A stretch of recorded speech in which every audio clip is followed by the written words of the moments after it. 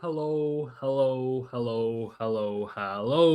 How's it going, people? Welcome to stream. Welcome. Hope everyone's had a fantastic day. Wednesday, the 15th of October, and we are live Today on the stream, we're gonna talk about Arsenal's next 7 games because those are, I think, very pivotal in very many ways of how Arsenal's season could pan out. Because obviously, during November, we go into another international break. And after November's international break, our schedule actually looks, I'm not going to say, not easy to say the least, which means ultimately that these 7 games could to some extent make or break us. Let's just put it that way. So we're definitely going to talk about all that. Obviously, in some other news, as they scored, obviously, yesterday, Saka Rice played, Melsley Skelly played for England. They beat Latvia 5-0. Merino scored twice once again for Spain against Bulgaria. That was also insane, to be honest. Like Merino for De La Fuente in Spain's national team is like completely different player, because at Arsenal he looks absolutely but for Spain he looks out of this world, to say the least. But hey, that's why it is international football and everything. But yeah, people, next 7 games that are very pivotal for Arsenal are I'm not gonna lie, they are pivotal in all the ways, shapes, and forms you can imagine. I'm not gonna lie. It's pivotal in Premier League, it's pivotal in Champions League, and it's also pivotal in Carabao Cup. In those terms, in everything, let's just put it that way. Because for me, you can look at it from 2 ways, because it could be pivotal in a good and a bad way. Let's just put it that way. But yeah, people, big up everyone in the chat. Big up Ubarak. Big up. Roll on Fulham. Yeah, exactly. Big up Fusion is not jazz. Big up Vigilante. Hope you're doing well. Go subscribe to Vigilante and Vigilante Talks Sports as well. He has 2 channels, gaming channel and sports channel, where he talks about Arsenal, where he does rugby watch-alongs and everything. So go subscribe to that as well. And of course, people, smash the like button and subscribe here as well while you are at it. Define pivotal. I could tell you what I mean, but just want to make sure that I do. Well, I look at it from 2 ways, because if it goes straight sour, Arteta, goodbye, should be sacked. But for me, it's pivotal for 2 instances, because we have, after this international break in Premier League, we have Fulham, Palace, Burnley, and Sunderland. 4 games that is a must-wins if we want to keep any hopes of any title race or anything in those ways, shapes, and forms, if we want to stay up top. In Champions League, we must beat Slavia Prague, which goes without saying. And of course, at home, we play Atletico Madrid in less than a week, which is, again, very pivotal in all the ways, shapes, and terms in terms of Champions League, because if we lose to Atletico Madrid, our Champions League journey could become much, much harder, because that means we cannot step up against Bayern Munich and all these teams. We must win every single game, and we have no room to slip up. And if we do, there's a big possibility that we will finish outside of top 8, which means 2 extra games. And who knows who we're going to get in those games. It can be someone easy, but it can be also someone very difficult, of course. In those terms, of course. And in no way, shapes, and forms last year as well, Real Madrid wasn't up there. Man City were not up there. Many big teams were not up there in the top 8, which means that the struggle is going to be much harder this season as well, which means that Arsenal need to get the result against Atletico Madrid. And of course, we have also Carabao Cup game against Brighton, which, yeah, if we lose, we're out. And that will be another trophy thrown into the bin by, of course, the Super Duper Mick, which we also cannot afford at this stage. Big up, Marlon. Hope you're doing well. How many home games out of next 7? So Fulham is away. Atleti is at home. Crystal Palace is at home. Brighton is at home. Burnley is away. Slavia Prague is away. And Sunderland is away. So 4 away games, 3 home games. Champions League, Carabao Cup, and 1 game in Premier League against Palace are at home. Rest of them are away games. But it shouldn't matter, because we should be beating Sunderland away, Burnley away, and Fulham away as well. That goes without saying, not even to mention Slavia Prague as well. So, yeah, he's going to have the Fulham this week. Yeah, we have Fulham. The Fulham, it has been rough against Fulham for us. Last time we beat Fulham was in 2023 when we beat them 3-0 at Craven Cottage.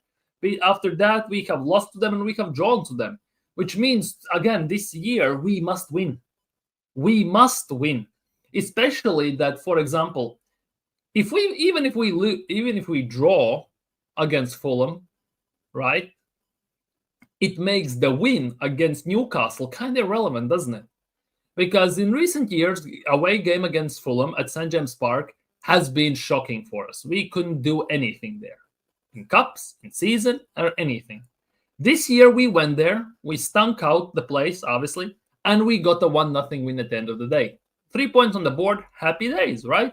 But there's a big but to all of this, because if this win against Newcastle is absolutely irrelevant if we don't pick up points against any of the teams we are facing, at least right now. Sunderland away, Burnley away, Fulham away, and of course Crystal Palace at home. Any of those games we don't get 3 points. The game against Newcastle is a moot point for me, at least. So yeah, I'm looking at this very critically, very, very critically.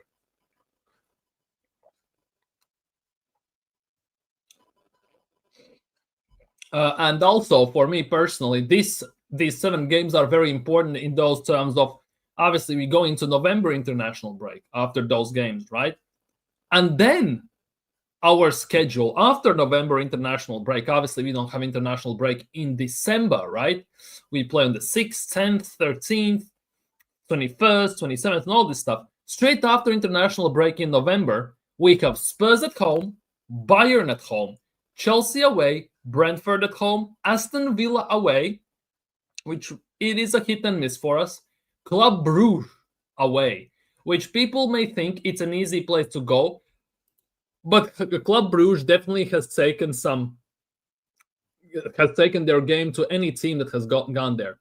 So overall, these 7 games for me, in terms of all the way shapes and forms for all competitions we are in, are arguably some of the most pivotal ones, if not the most pivotal ones, for at least this year, this calendar year, for 2025, especially because if we manage to win all the games, not home games, but all the games in, for example, Premier League, right?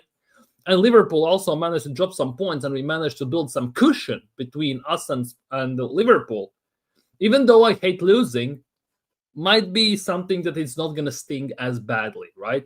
However, if we drop points already, it could get very rough for us. It really, really, really could get very rough for us overall. So I'm looking at this I don't know if other people are viewing it that way. Let me know in the comments what you think in the chat, how you view these 7 games in Premier League, Champions League, and Carabao Cup.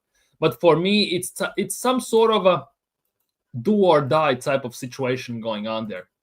So I'm not worried per se, but I think these games could influence our season more than people maybe expect.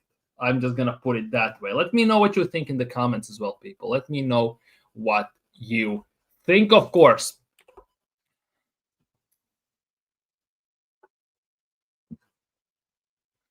But overall, yeah, international break is over, which is quite fantastic. I'm not gonna lie. You don't have to sit around and watch nothing. I'm not gonna lie as well. We have Premier League, we have Champions League, we have all the competitions, we have everything to watch. Football is back, if we look from that lens. But yeah, as excited as I am for it, I'm also very worried. I am also very, very, very, very worried. And yeah, people, by the way, I don't say this a lot on streams because I always forget to. I'm not gonna lie. But if you want to come on stream, and I know you personally, whether it's from other streams, whether it's from WhatsApp or something, shout me and I will send you the link and you can come onto the stream as well. You can come onto the stream as well. Big up, coach. Big up, coach. Hope you're doing well today. If we could take Fulham this week and the rest Premier League games are easier to deal with, you would think so. You would think so, but that is the biggest thing. The game against Fulham on paper might be the hardest one. Crystal Palace at Emirates should be a win, but Crystal Palace, they just lost. Obviously, their 20-game unbeaten streak ran out. Let's see how they do after that, right? Burnley away is going to park the stinkiest of low blocks, which again Arsenal tend to struggle against quite heavily, which could again cause very big issues for us. Especially given that even Liverpool, right? They struggle a lot as well this season. They went there and it took them 90 plus minute penalty to even beat them 1-0. Sunderland as well. People say they just promoted team, but for me they are they are the favorites from all the promoted sides to stay up. And game against Sunderland at their ground also is not gonna be light work, to say the least. So there definitely are lots of variables in these games, lots of instances, lots of situations. So we'll see how this is gonna go. Definitely, we'll see how this is going to go in those terms. So we'll see. We'll see. We will absolutely see. Give me a second.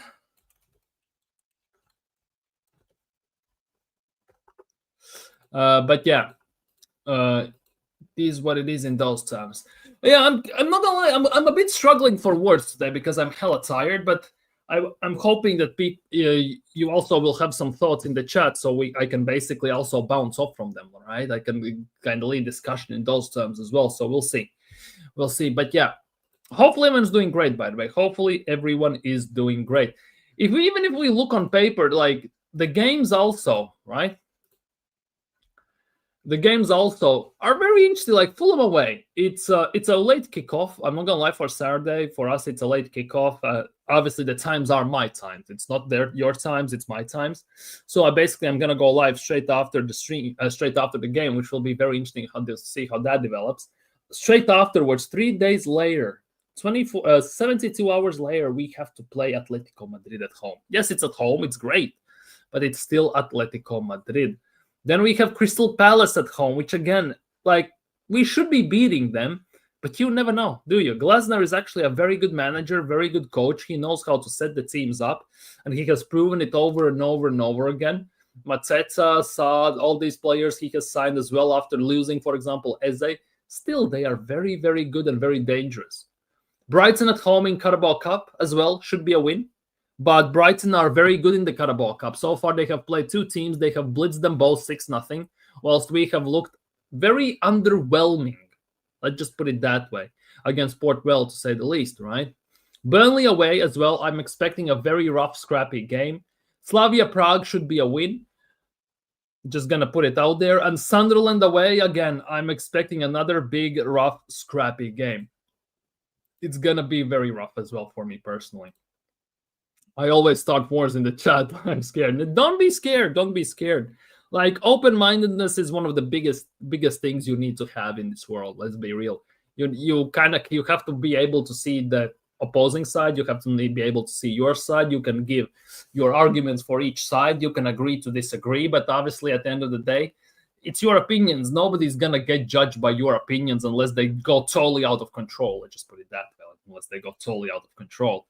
Diego Simeone versus Mikel Arteta. It will be interesting to see how that matchup happens.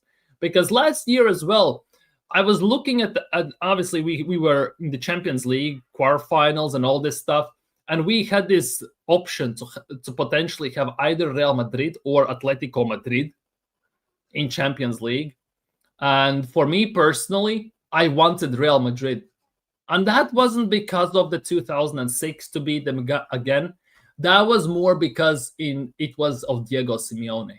Real Madrid at the time were not great, and we managed to take advantage of that. Two phenomenal free kicks from Declan Rice took us over the line. For me, if we got Atletico Madrid, we would have been out of the Champions League. Atletico Madrid are a different beast. Diego Simeone knows how to set up the team. Obviously, this season we have bare bench. You have to give it. You have to say that our team, yes, has injuries, but again, Diego Simeone, he knows how to do these things. He knows how to grind the team out, and those players that Diego Simeone has at his disposal are one of those that basically are like an army. They're gonna live and die by the badge, and they're gonna protect it with its life. They're gonna protect the result by its life. They're gonna battle for every inch on the pitch. And unless we are 100 for the whole game, we can get eaten alive. People say Diego Simeone parks the bus a lot. He does, but in recent years he has also shown that he can play attacking football, and very beautiful attacking football, mind you. He has adapted. He has changed his system. He plays very good attacking football. So yeah, it's gonna be a bit of a worry. And he also plays like very nuts attacking football at times as well. When I watch Atletico Madrid games, yes, he plays sometimes like 5-5-5-1, 5-4-1, something like that, or 6-4 nil formations and stuff like that. But at the same time, he attacks very similarly, like 5 attackers, 3 midfielders, 2 at the back. He overwhelms you as well. And that for me will be very interesting to see that if that happens and that comes to life, how Mikel Arteta, how our team is going to respond to that. I'm very curious to see as well. Very, very, very, very curious. God, please, I beg, make Gyökeres hit his prime against Fulham and turn up. Like Gyökeres, yeah, we had the talk about Gyökeres yesterday on the stream. I prepared 3 shorts / TikToks. I uploaded one and I have gotten already a backlash today about one of them. So I'll see what happens when I upload the rest of them. Yeah, it's Andrea Berta derby, 100%. It's going to be interesting to see. Going to be very, very interesting to see. How do you see our boy ESR recent performance? Like ESR, it's tough to judge. I'm very happy for Emil Smith-Rowe. I'm not going to lie that he actually got away from Arsenal. Because as much as I didn't want to see him leave, because he's one of those type of players that we actually are missing in the squad per se. And my camera is doing a mess because, well, I covered my face and it had nothing to focus on, for peep's sake. But I think he has done very decently for Fulham. And I wish he could have stayed. I wish we didn't sign Fabio Vieira and we kept, for example, Emil Smith-Rowe. I really, really wish we did that. But okay. Beggars can be choosers, but again, Mikel Arteta kind of mistreated Emil Smith-Rowe to a certain extent as well. Coming back from injuries and everything, he puts in a man of the match performance. He doesn't see the pitch for the next few games. Like, it's all over the place. I'm not gonna lie, it's all over the place. Ain't no doubt about that. Atletico owns English teams, one of the best defenses in the world. Yeah, and they have quality attack. They have quality all over the pitch. If you don't watch La Liga, you may look at Atletico Madrid's team, look at some players and think who the hell they are even. But when it comes to putting a performance on the pitch, they perform. They are on top quality, and that is one of the biggest things about Atletico Madrid. Saw Chelsea's squad; it's actually dreadful. Yeah, Chelsea's squad is a mad one. That they have very, very weird squad, and they are very how to say this. They are a roller coaster of a team. They're very proficient, at the same time, they're very inefficient. They will not challenge for the league, but they will be a strong candidate for top 4, in my opinion. They need at least 1-2 more seasons to actually start to go maybe for the top. But that will also only happen if they bloody stop buying 50,000 players in window and selling 50,000 players in one window. They need some stability, basically. They need some stability. And they need some squad that doesn't rotate seasonally.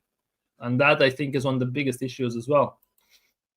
Swap Odegaard for him and swap Ruiz for Merino, so we have a good midfield.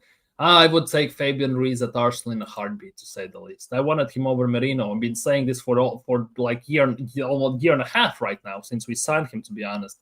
They're depending too much on Palmer and Estevao. Yeah, maybe not as much as Estevao. He has been a bit of a star point in recent times. But overall, they depend too much on Palmer, 100%. 100% they depend on him too much. It's just like us, we depend on Saka as well too much.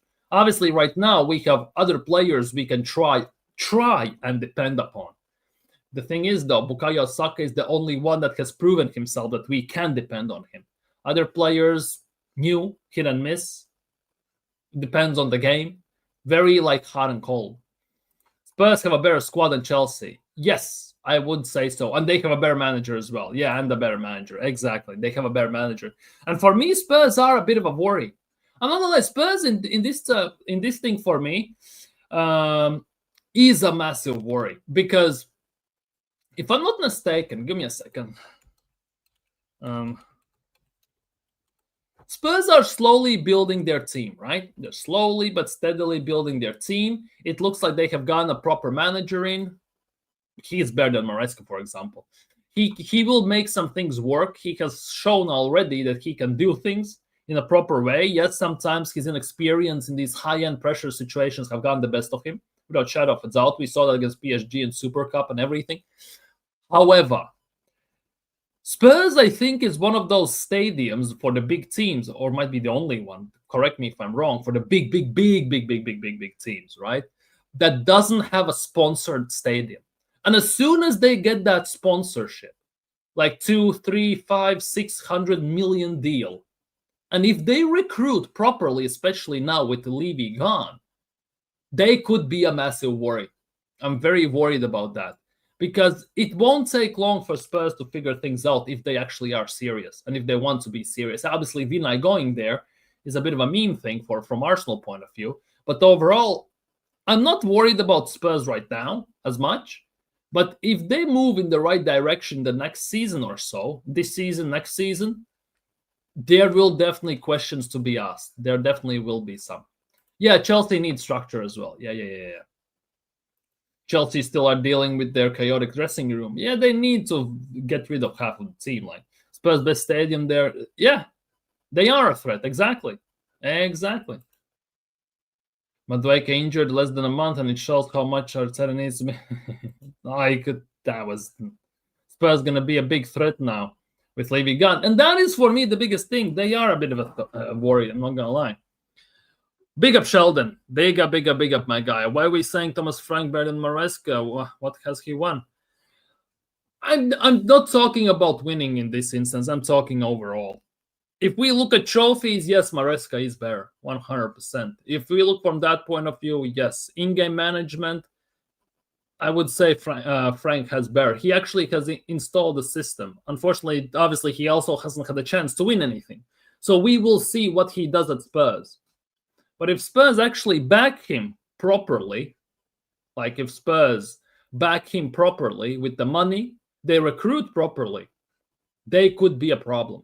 100%. Wait, yeah. It happened when did it happen? In mid-September, early September, like September 7th, September 8th, September 6th, something like that. I think it happened around that time Levy left Spurs. Overall coaching ability in those terms, yes. Winning doesn't always make you better. True. Winning doesn't always make you better. It's just you want that. Yeah, I saw that. Spurs won Semenyo and Evan Nilsson. Apparently, Bournemouth wants about £75 million for Antoine Semenyo. The prices are absolutely insane in Premier League, to say the least. The prices are wow. Like 75 million for Semenyo, it's a hype thing. It's the fact that he's in form and he's doing great. For me, Semenyo, in a decent market that's not inflated, like a proper one, should be about 50, 55 million. Like the money we signed Madueke for actually should be Semenyo's price at the moment. It should not be 75 million, right? But overall, yeah, we'll see also what's going to happen with Evan Nilsson. Evan Nilsson left Porto, went there.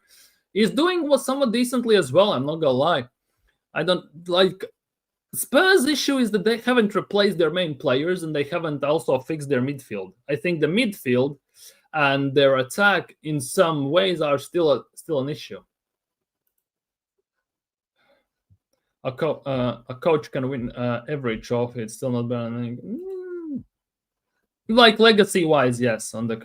Are they on crack? Or yeah, exactly. Like, I would say 50-55 million would be fair for Antoine Semenyo if you bought him right now, especially given what he has done at the moment for Bournemouth with the performances especially against Liverpool and teams like that. If he wasn't on form, let's just say if his price wasn't that inflated because of performances, yeah, about 45-50 million as well, around that mark would be fair. I think the performance tax definitely puts up about 5-10 million. So 75 might be because of the deal, might be because he's a smaller team player who is small team star player, arguably. And yeah, about all that, I think they need to also replace them. Voltemade is killing it, Newcastle. Rob Poole.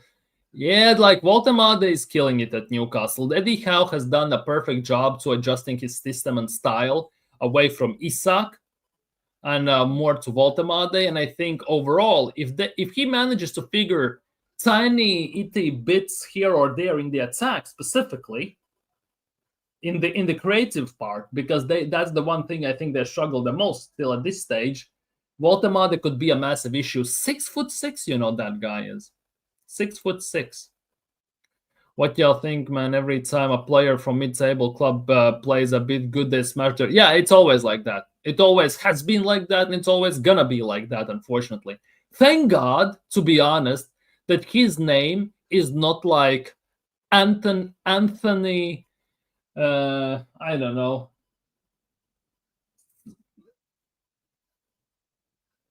I don't even know. Like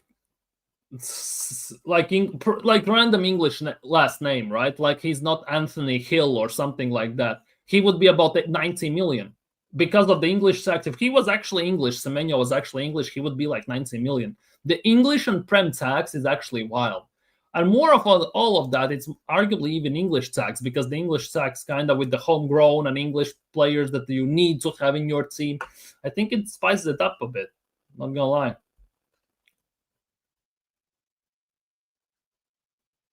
Semenyo, Gyökeres, Sakeze, Rise will be behind Deadly.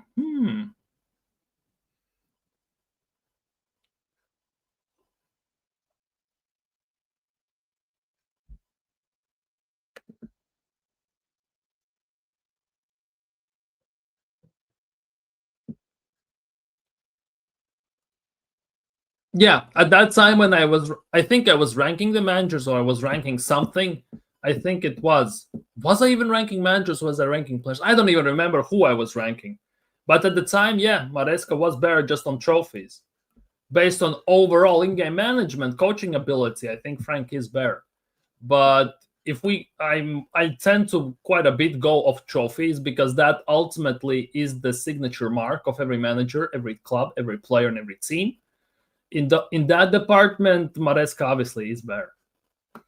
Semenyo, Gyökeres, Saka, Rise, Mendy behind. Yeah, to be honest, Semenyo on the left would be interesting to see. Definitely. How you ruin Gyökeres in 2 months, bro, and turn him into IR. Well, we'll see. Yeah, Eddie Howe built Bournemouth to what it is today. We always praise Areola, that the new coach. Yeah, but Howe built that team, and now at Newcastle, he's doing the same. Yeah, Eddie Howe is doing a very good job. He did what he needed to do for Bournemouth, and he's now doing it now at Newcastle. The question is, well, he actually has, to be honest, he actually has won something. He has won something for Newcastle as well. How far he will take Newcastle? That for me is the big question about him. That for me is the big question. How far Eddie Howe is going to take Newcastle? Because like for Newcastle, obviously the priorities are different at the moment, but they also should be aiming for the top. They have good players, very good players in many positions. I still believe they need a few, but overall, they have a very good squad. They should be the top 4 contenders consistently, arguably. They should be challenging. They should be winning some trophies and everything. Yeah, definitely. Like for me, at least. He looks like a robot, and that is a worry. January main thing should be sign a left wing and sell Nelly, Trossard, and finally get rid of the hospital CEO, Jesus. Yeah, Mr. Hospital CEO. Like, he has taken the relay from Tomiyasu very well in that regard. Obviously, Jesus is projected to be back sometime December, if I'm not mistaken. So it will be interesting to see whether Arsenal are going to play him to try and sell him for some value, or they're just going to loan him out, because I can only see a loan. I cannot see him getting sold. In an ideal scenario, obviously, I would love to see Jesus getting sold in January. Ideal scenario, 265 grand a week off the wage bill. He is gone and we can invest somewhere else. Would be fantastic. But I just don't see it happening. At the moment, yeah, to some extent, to a certain extent, not fully, but to a certain extent, definitely. Gyökeres is a dud at the moment. Gyökeres had Trinco and then Portuguese technical baller shows EPL as a physical. Yeah, Premier League is not that technical of a league. La Liga 2, Liga Portuguesa, Yes, those are very technical leagues. Obviously, their defenses as well are way more open. Because if the defenses were against Arsenal as open as they were in 22-23 season, we were playing the same style, Gyökeres would clean up. He would be on stupid amount of goals, I think. Obviously, the passing ability would potentially stifle that because Jesus was in the number 9 to begin with in the beginning. And that link-up play from Jesus was pivotal to the way we played and still is, to be honest. We still haven't replaced him. So I strongly believe that we should have actually, at the moment, based on what we have seen at least till this stage from Gyökeres, Julian Alvarez would have been a better option because with Julian Alvarez, you kind of get the best of both worlds. Dribble, technical ability and passing, plus finishing ability. With Gyökeres, you get only finishing. And what you get with Havertz up top is the better technical ability than Gyökeres and better passing than Gyökeres because Havertz is better than Gyökeres at link-up play. But finishing-wise, Gyökeres takes it like without shadow of a doubt. Not even a year in and Gyökeres had already turned into a ghost. Yes, unfortunately he has. And he doesn't even exist on the pitch every match. Yeah, like that is the biggest issue. That is the biggest issue. And will we see proper Gyökeres? Who knows? Really not Gyökeres' fault. He's not used playing his bums. Like, yeah, that is as well. Gyökeres as well. As much as he is feels like a dud as well, the fact that he hasn't had anyone behind him to create for him is also a big issue. Because the best chances Gyökeres got was against Olympiacos, arguably. The 2-3 through balls that Odegaard played for them because it was a semi-high line. He could run in between the lines. They were not as compact, and Odegaard had time to lift the head and see what happens. He didn't have to do 50 spinneroonies and everything. Besides that, yeah, mostly he has no options.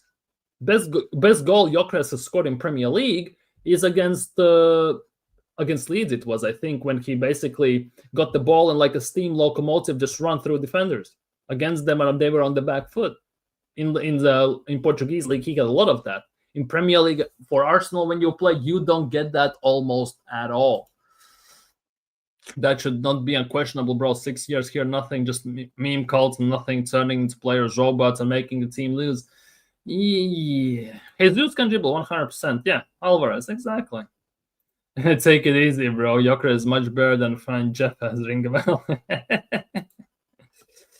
Gyökeres makes runs and the ball doesn't come U-shape. Yeah, that is also a case. And that has been an issue, not just with Gyökeres up top.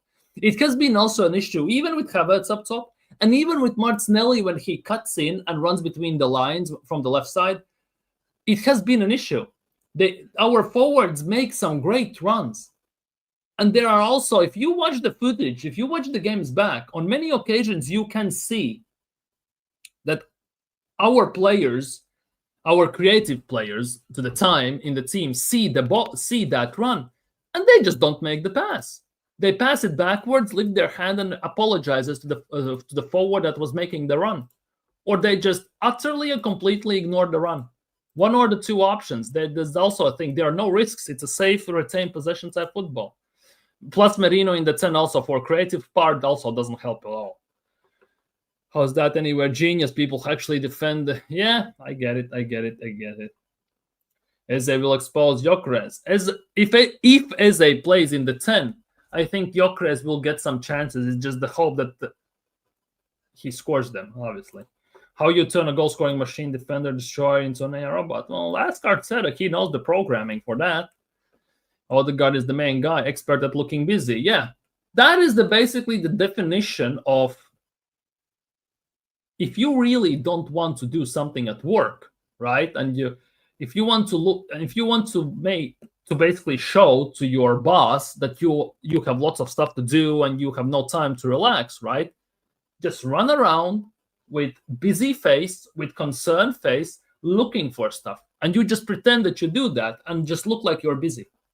You run around, you look at these papers, or you go there, you look at this, you look at that. Just run around and look busy at the end of the day. I just put it that way. Raise the wage budget, do nothing the same with Nelly and Trossard. They're very inconsistent. And for me, still, Trossard or Martinelli, both are better than bench players. From the bench, sorry.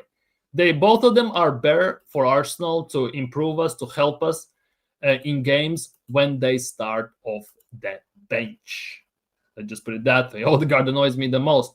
From all the players we have in the team, yeah, I would say so. I would say so. Trossard is better than Odegaard.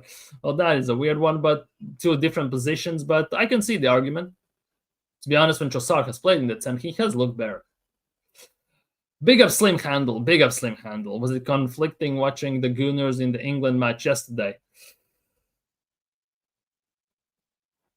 Not to a level people might expect. Let's just put it that way, because I know my national team. I know the players that we have. Already before the game, I said we're going to lose 3-0, and that would be a good result. At the end, it was 5-0. Didn't expect us to do anything. We had a half chances, if you want to call them that. We didn't capitalize for those in that system. But yeah, it wasn't as conflicting as maybe for other people, like when they watch their Arsenal players play against their national teams, because I think it also comes together with the expectations you have for your national team. And my expectations for my national team are not great. Not great. As long as we don't finish last in our group, I'm happy, because we cannot aim much higher than that, to be honest. Because we, on a good day, on a good day, right, when we are getting some luck and we are maybe on it, we feel like it and everything, we can play a draw or maybe beat Poland on a day. Maybe we can draw or beat Serbia or someone like that. But on a regular day occurrence, right, I would say out of 20 games, if we played, let's just say against Serbia in a row, in let's just say every week or every 5 days, we would maybe win one, maybe draw about 3, and the rest of them would be losses at the end of the day. We, like, my national team is not that great. Nelly and Trossard are finished. Yes and no. Because for me, I think there is still a potential. Although I want them to be changed and out of the club, at the same time, I can also see a reason that they should be staying. Because under a different manager, maybe it would be better. Big up Godfrey. Big up Godfrey. Hope you're doing well today, my bro. Suggest that he knows Arsenal. It's my only hope. And that also, to be honest, Arsenal is my only hope. Some wins and trophies at the moment. And at the moment, it's still a long shot at the end of the day, because there is still no proof that we can win anything under this manager, with this team specifically. Trossard is better than Odegaard, no lie, but he takes too damn long to shoot. It's all of our players. Like, takes too damn long to shoot. It's I don't know, if it's like a malfunction in the brain or something for all of our players. It is the same instance with Martinelli, with Trossard, with Odegaard, with even Merino, even with Declan Rice at times. Like, sometimes just shoot, don't think about it. But most of the times it's just like there's a delay. You know when you play FIFA on like 60 ping and it's everything feels delayed by second and a half? That's what it feels like sometimes when we watch Arsenal. When I watch, at least, Arsenal. Wait, what? What did I do? What did I do? What happened? What IQ? What did I do? Many times we could have won half the matches last season. Either him or Nelly's car missed the open. Like, that is all of our players. Like that, you cannot just single out one player. Yes, it feels more visible when certain players are out of form, and it happens on a consistent basis. But unfortunately, with these chances that we missed last season before, and even this season to some extent, it's all of our players, unfortunately. It's all of our players. Question for everyone. I know we already talked about this over and over again, but would you personally think the best replacement for Arteta? Not this again. I'm just kidding. But I would take, I'm not gonna lie, I would take Simeone, Inzaghi, Zidane, Ancelotti. To be honest, I would give a punt on Glasner as well. Giselle from Al Ahly. There are quite a few, about 6, 7. I would say kind of also Hansi Flick, Luis Enrique. There are quite a few. Martinelli is one of my favorite players. Yeah, I know. Martinelli, a skillful player. That is a bit out there because when Martinelli plays, definitely doesn't feel like he's Brazilian. He feels more like he's from Faroe Islands or something like that. Because they are the worst two groups left wing. I wonder what doubt Arteta give these guys, why they don't shoot. Like that for me, that is the biggest question. And if you think like it's been an issue for Arsenal for quite a while. It's been an issue for us for quite a while. It's not like it's like a one-off game. It's like one-off season. It's a consistent, reoccurring theme at Arsenal. And go figure what is happening with that. Genuinely go figure why we are not shooting enough. Why don't we just pull the trigger sometimes? Why sometimes we are afraid to shoot from long distance as well. Nelly, who doesn't look what he the stream the other day was legendary when you ranked the teams. Rank the team. Wait, stream. Oh, I see. The Premier League predictions, right? The Premier League predictions one. Nelly has the most chance scores Shazan. Eddie Howe. Interesting. Nagelsmann, Zidane, Conte. Conte as well, I would take at Arsenal. Nagelsmann, for me, he has lost a bit of credit based on what he is doing in Germany right now. Germany is struggling. It might be just because their generation change hasn't gone too well. Let's just put it that way. But maybe. Xavi, Inzaghi, the Inzaghi from Inter, right? Yeah. Inzaghi from Inter, ex-Inter coach, who is now at Al Hilal. Zubimendi bad, but he has to stop to be party replacement. Yeah, Zubimendi is not a party replacement at all for me.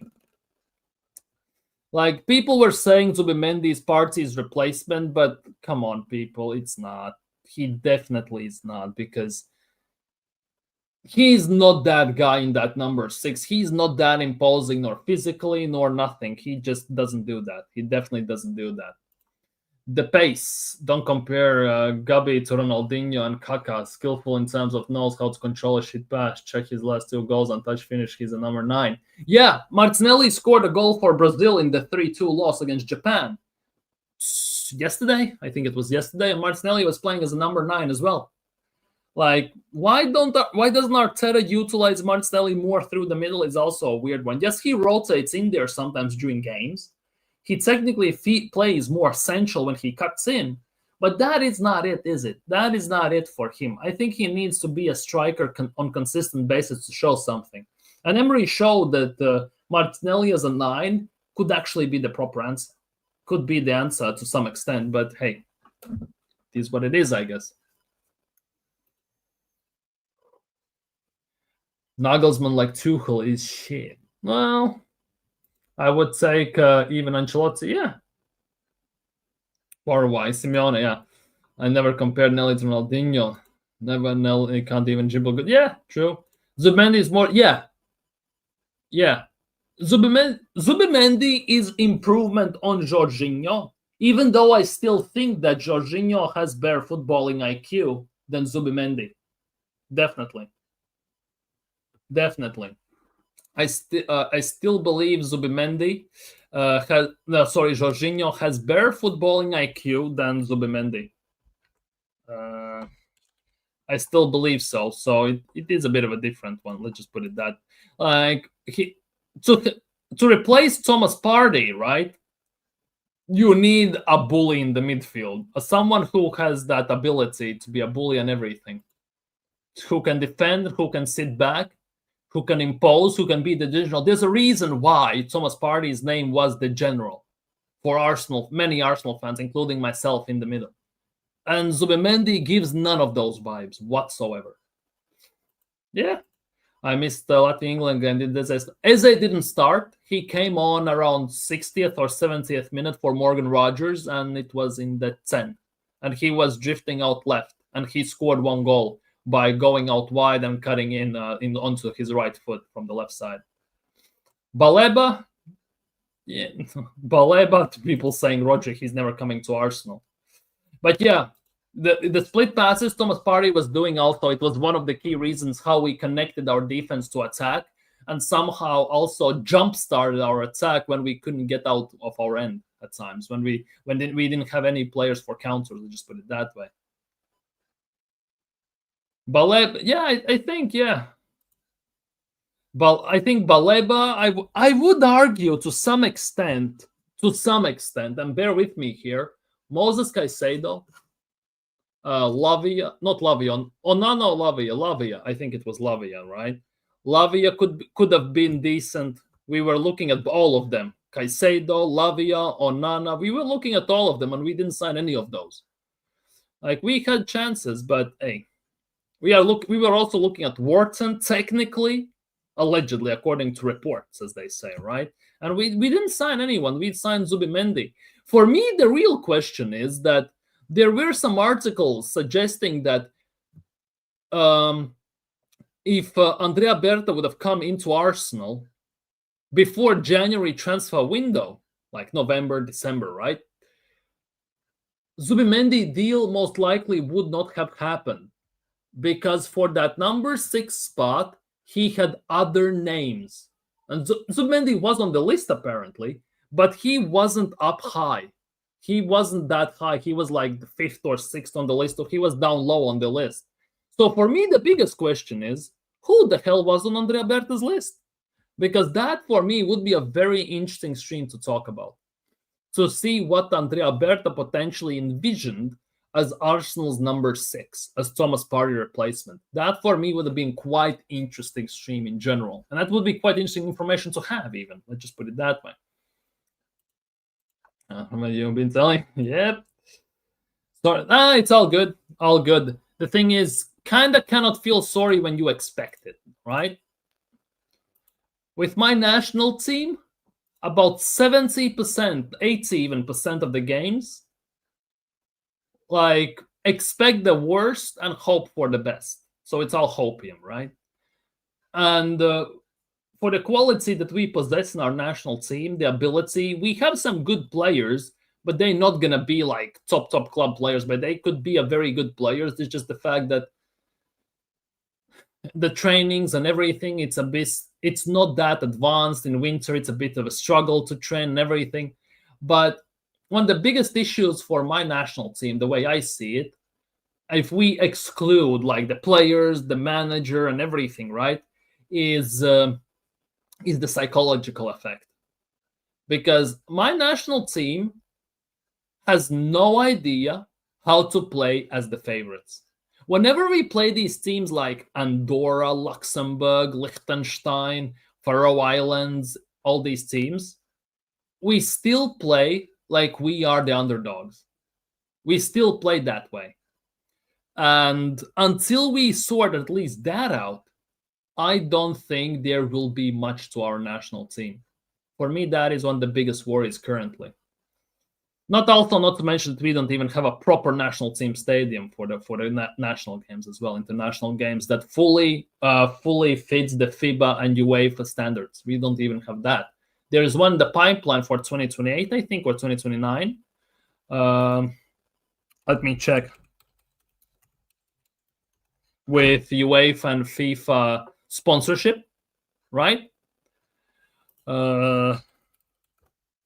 But overall, at the moment it is a bit of a yikes one. Let's just put it that way. Overall, it's been a mess since like 2000, early 2010, not early 2000s. It's like 2010 it started to go downhill, and it has gone downhill real quick, and it's struggling to recover, and it's happening very, very slowly that you would like. Let's just put it that way.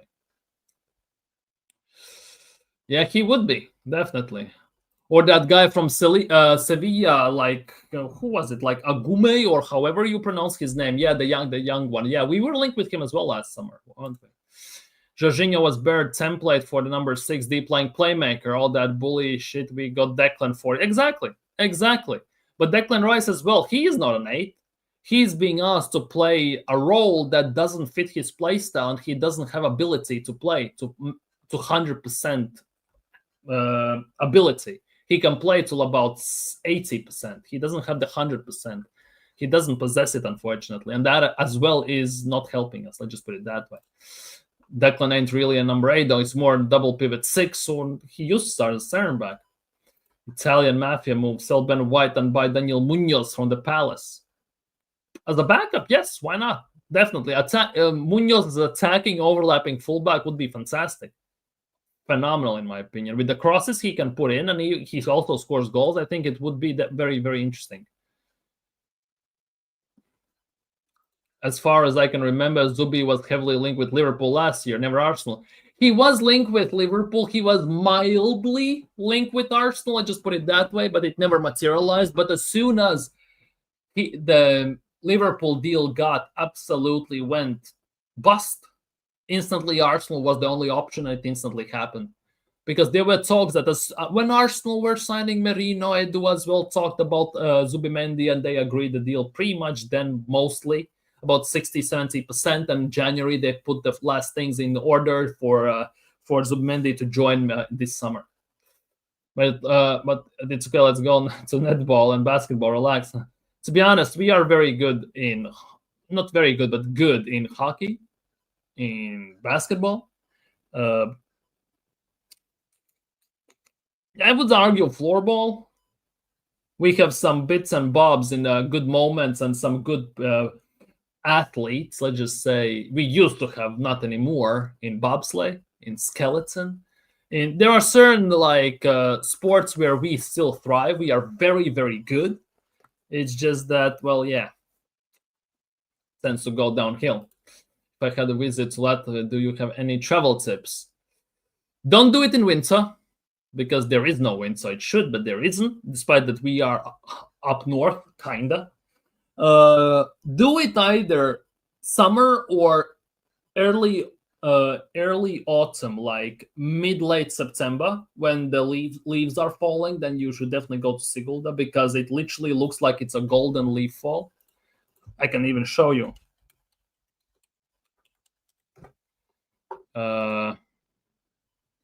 It literally, where is it? This is how this is how it looks, right, during autumn. Like, it looks fantastic, to be honest, if you ask me. It looks fantastic. Like, you have old castles, like remains and everything with history. And none of these pictures are AI made. You have air chance where you can basically go with it and go with it over the river, the longest river that is in my country specifically. You can go it all across it, and you can see everything from the top. Like, this is one city alone. Like, these pictures are not AI made. These are actual in real life pictures. Like, that's how beautiful it is in autumn. And in summer, obviously, the beaches and everything, like, it's fantastic in those times. Sell Odegaard. Well, cost of living, it's crime logistics. Crime is one of the lowest in Europe. First things first. Cost of living is decent depending on how much you're making. I know it sounds pretty damn obvious, right? But it is a bit of a mess to certain items, you everyday items even, you need in store. But overall, it's not that bad. As long as you make, I would say, 1,500 to 2,000 in that region. And if you live alone especially, it's very easy to live. Let's just put it that way. Very easy, light work. Big up Eros. Big up Eros. Hit the likes and subscribe, people. Big up. Any minutes in months? He hasn't.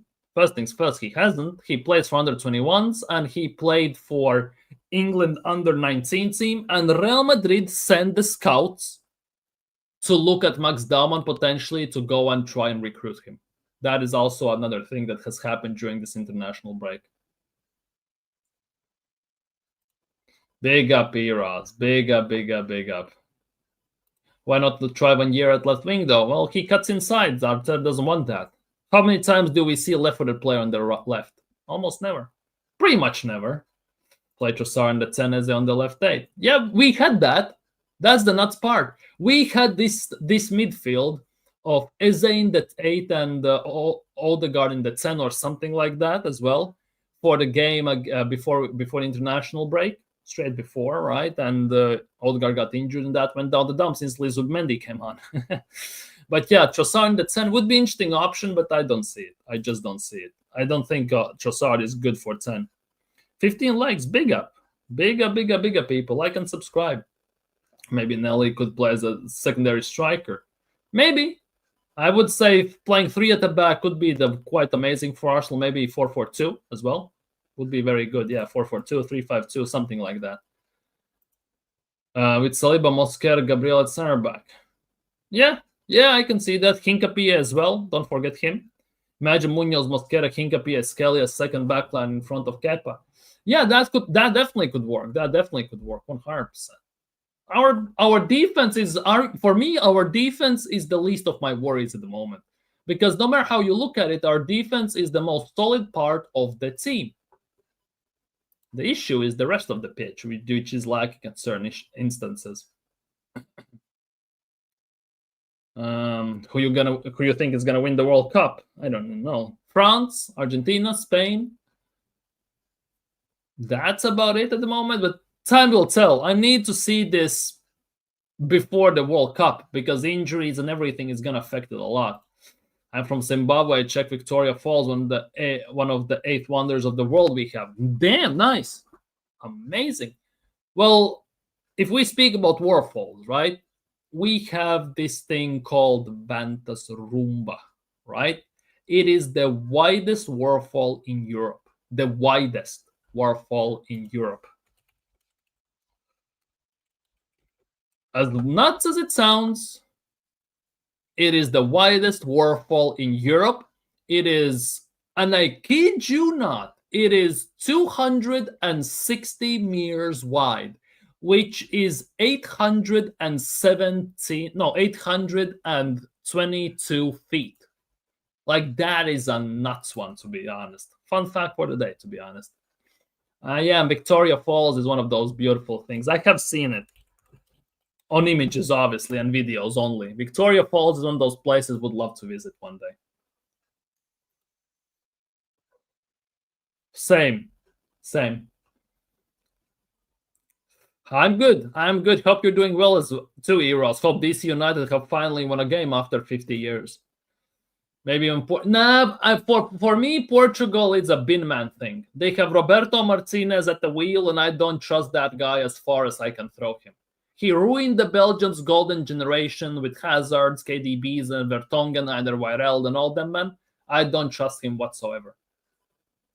I don't think Arteta is brave enough to play 4-4-2 unless we have Wenger as a golf manager. Yeah, that is also a thing. Regarding Dalman, there's also the legal implications for playing him. He's only 15. Well, he's going to be 16 in what, two and a half months? So it's not that long of wait, is it? 4-4-2, I think you mean. The 3-5-2 would be good formations with Nelly and Gyökeres up top. Yeah, the 3-5-2 issue is that Saka doesn't have a spot. The Saka doesn't have a place, because even if you play Saka as a right wing back, you don't have place for Timber. Somebody needs to do something.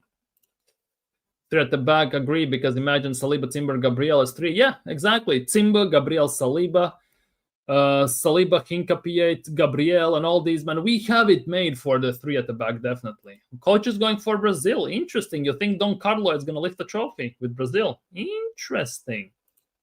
Big up, EW. Big up. Belated good evening. Big up. Those photos look great. Yeah. That is something we see yearly. It's a very popular destination, not just for tourists. It's also a very popular destination for ourselves, to be honest. It's yearly. It changes every year, to be honest, because it's nature. It changes by default. So it is very interesting. And if you go to capital city, capital city obviously is Riga, right? But in the middle of Riga, it's the old capital city called Old Riga, right? And that is one of those UNESCO and all this stuff. We have been the capital of the Europe because of the styling with the buildings and everything. It looks also fantastic. The Merino rights midfield, the most creative spark. It's slow, yeah. Exactly. Yeah, it is beautiful. Yeah, yes, Ross. DC United, exactly. DC United. What do you mean? Merino is so slow, my yeah, Merino is slow. Merino is so slow he makes Granit Xhaka look like Mbappe in pace, basically. That's how nuts it is. Big up G Wheels, big up. Until Gyökeres starts getting chances and throw them away, I won't write him off. Exactly. If he gets chances and starts to miss them, we can talk about his inability to finish and stuff like that. But until he doesn't even get chances. So that is another thing. Obviously, you could put an argument that he should be creating for himself. At the same time, he doesn't have that ability here as well. I blame his selfish teammates who plays around him and ignores. Yeah, that is also a thing. It doesn't happen only to Gyökeres. It happens also to Martinelli, to Havertz, and other players. Definitely, 100%. Yeah, that's true. But Timber would probably be right center back. So you're dropping some of them. Gabriel Magalhaes, Vini Jr., listen, very good team, like all teams. Yeah, but they have had that for a while. 5 wins in 10. Oh my God. Colorado Rapids for you in MLS. See? Coach is fully sold on Kroenkes. He supports Arsenal, that is owned by KSC, and he supports Colorado Rapids, that is Kroenke's team. Coach is a Kroenke FC fan, fully in. Don't blame the team, blame the shit. Also, yeah, manager also should be doing something about that. 5 wins, 10 draws, 18 losses in 33 matches played for DC United. So that's what, 15, 25 points. Damn, you would be relegated in Premier League. Holy crap. To be honest, you wouldn't. Wait. Premier League table. Last season, relegation team, Leicester City, 18th place on 25 points. Holy crap, you could survive in Premier League with that amount of points. How embarrassing is that? How embarrassing is that, to say the least? But yeah, I'm just kidding. DC United wouldn't even survive League One. Maybe League Two, but that is also a bit of a stretch, I'm not gonna lie. No offense here, Ross. Breathtaking numbers, yeah, breathtaking numbers, 100%. I'm Robert. There's nothing unique about my name. I'm Robert. If you, you haven't. If you were on this channel before, it was rebranded, right? It was Mr. Robo 19 TV. And it basically comes from that. Rob, Robo, and all this stuff. Good spot, exactly. KSC fan. We have a KSC fan. Course, Sharek on Kroenke's payroll. Might be. Next thing you know, he will say that his favorite basketball team is NBA Nuggets. Holy crap. Denver Nuggets and all this stuff, Absolute disgrace, this coach. I'm involved in sports development in my career, so I look at sports business that are brilliant. Yeah, brilliant business for Kroenke is to buy Arsenal and win nothing. Brilliant business. Well, from fans' point of view. From their point of view, they are making hand over fist. They have no issues with that, to be honest. Self-sustainable model, makes profits every year, is not even in debt anymore. They make profits, they don't have losses, but starting this year, so they are on top of all of that, to be honest.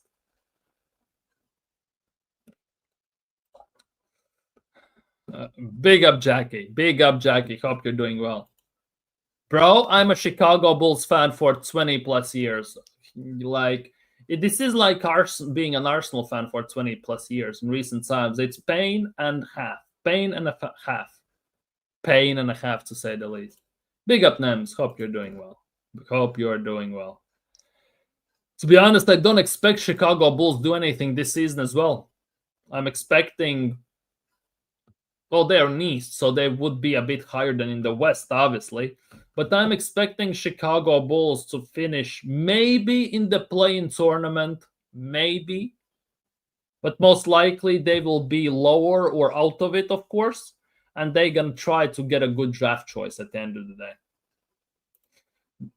Imagine you are Gyökeres and you're tearing up in the pitch, left defenders in the dud, but waiting on Merino to turn up on the pitch to pass you the ball. Yeah, basically, that's what it is. He tears up the defenders with his movement, then waits for Merino basically to tie his shoelaces, because by the pace Merino is doing things, by the game is on 55th minute, he's still tying shoelaces into his dressing room for the first half. At the end of the day, I'm trying to do the same, Robo. I quit my job and started my own sports business. So KSC to me are mentors in how to grow my business. So be careful. Big up to you, coach. Big up to you for doing thing and taking such a thing. Big up to you, my bro.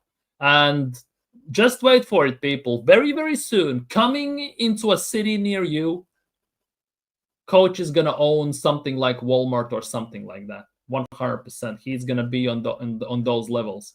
He's gonna own Walmart or something like that, and he's gonna build railroads. He's gonna own an NFL team, and coach is gonna be the I don't know, the face of Africa.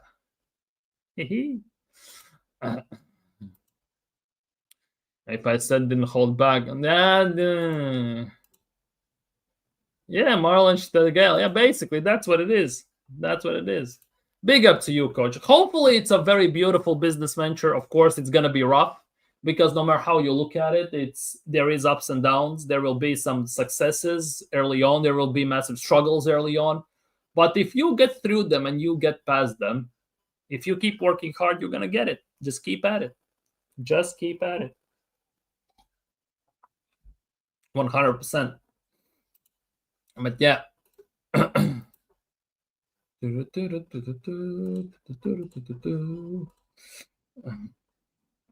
Those the bros you spoke positivity.